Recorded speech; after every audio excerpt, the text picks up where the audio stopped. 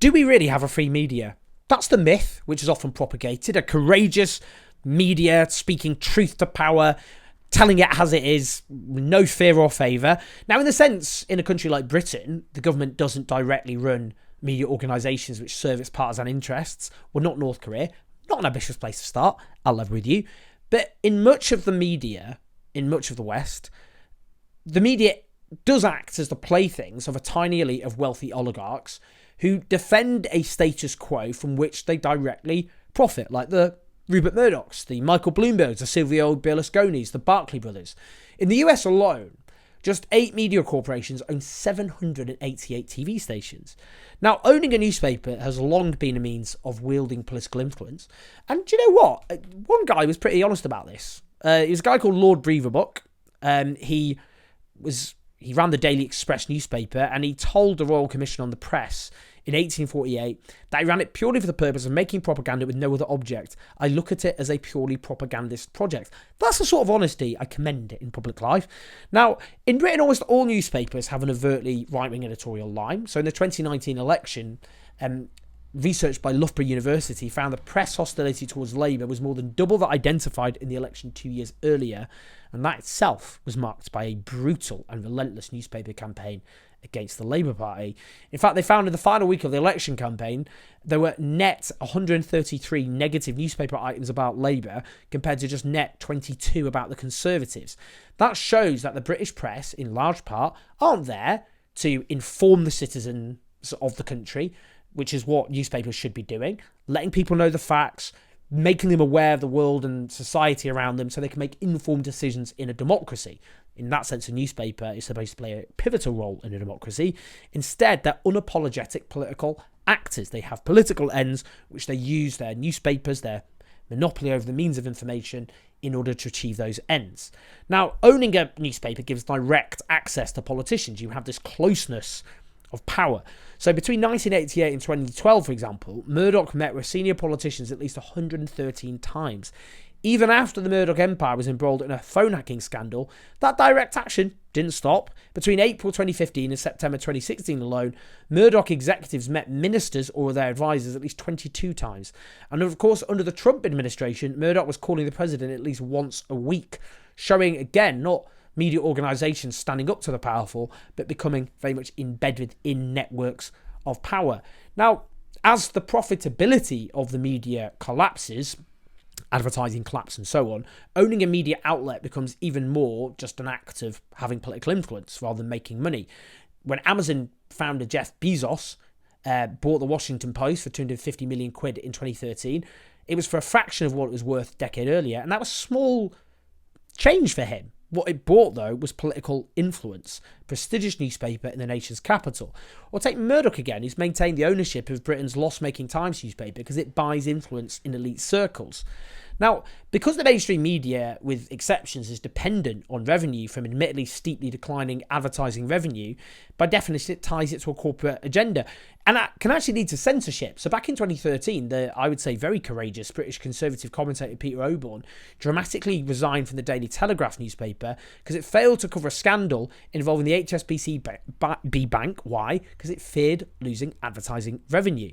Now, it's not just, you can look at ownership and advertising and the impact that has, but also journalism is so unrepresentative of the world around it. And again, there are exceptions. There are still journalists who often are set off by being told how unrepresentative the profession is, but it is financially prohibitive in many countries. So, for example, local newspapers decline. That's often a way of working class people getting a way in. Unpaid internships mean that you have to work for free, and often it's the friends and relatives of people who work in newspapers who get their people into those unpaid internships. That's how you get a foot in the door, or you do expensive postgraduate qualifications in journalism. In any case, according to, in Britain, one government study found that only doctors hailed from more privileged backgrounds than journalists. In 2021, the number of people of colour working in journalism in Britain remained static at 8% compared to 12% of the wider labour force, and a report the following year found that working class representation in the media had fallen to a record low. 84% hailing from higher socioeconomic backgrounds, with 16% from lower or middle. In the US in 2018, over 3/4 of newsroom employees were non-Hispanic whites, compared to 65% across the wider workforce.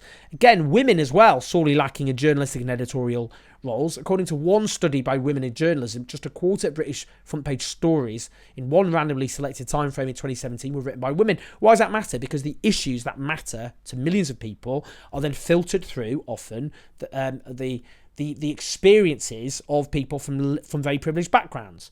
What matters to people on an everyday basis is often then not registered or understood properly when you get basically groupthink. You get people from very similar backgrounds rubbing shoulders together, then you often get, as a consequence, people with similar prejudices and experiences reinforcing each other. Now, you get the sense, prominent journalists have often this defiant independence. Nobody tells me what to write. Firstly, generally speaking, nobody has to, because all too often they wouldn't have their positions if they deviated substantially from the editorial line. They expect to fear for their job if they did. But, it's not that suffocating group thing. It's not just the domestic sphere. Much of the media often echoes the priorities and strategic interests of whatever Western foreign policy happens to be.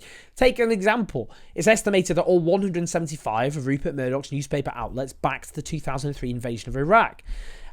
What you've seen, because of the rise of the internet, is a collapse of advertising revenue, and that's thrown traditional media outlets into crisis.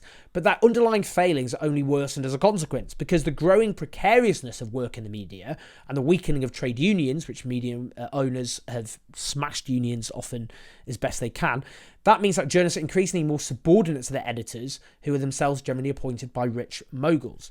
Now, the great media implosion means that the news agenda gets even more set on the terms of the corporate and wealthy interests than before. So, because the number of journalists is in free fall, in the US, for example, newsroom employment fell by nearly a quarter between 2008 and 2017.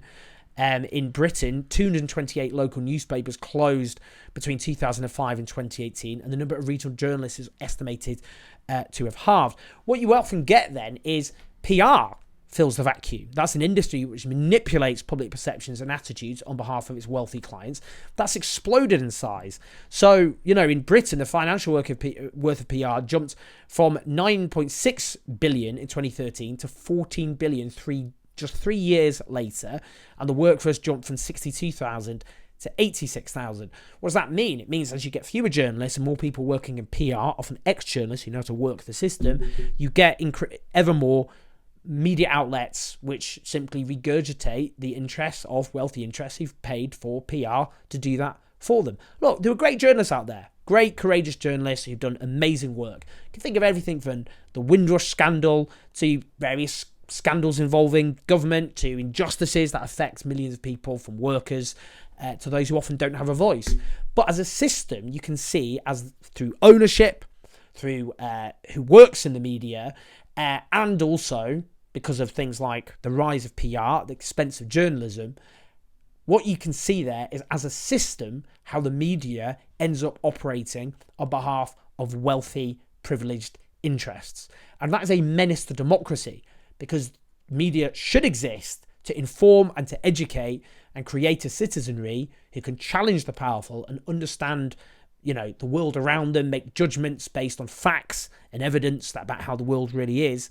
That in practice, the media operates as political actors with their own agenda, often serving those, of course, the agendas of those who own them. And until that changes, we will never be a proper democracy that is worthy of the name. Please like, subscribe, do support us on patreon.com/OJs84. I'll see you in a bit.